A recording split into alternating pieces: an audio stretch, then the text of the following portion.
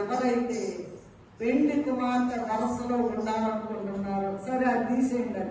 దాంట్లో 3 వరుసలు ఉంటాయి. 30 అంతల వరుస, 60 అంతల వరుస, 100 అంతల వరుస, ఇన్ని వరుసలు ఉంటాయి కదండి.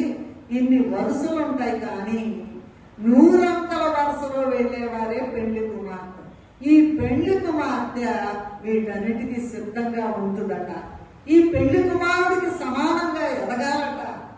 ఏం మాట్లాడినా నోరు మూసుకోవాలి, ఉమ్మి మూసినా నోరు మూసుకోవాలి, బూతులు తిట్టినా నోరు మూసుకోవాలి, ఏం చేసినా నోరు మూసుకోవాలి. ఎందుకంటే పెళ్లి కుమార్తెకు ఇవన్నీ భరించగలకపోతే రూపము రాదు కనుక పెళ్లి కుమారుని ప్రక్కన కూర్చోవడానికి అర్హత సాధించలేదు.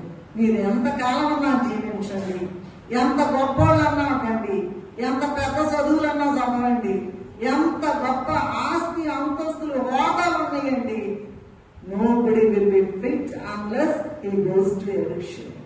He or she. యెరూషలేము వెళ్తాం. చాలా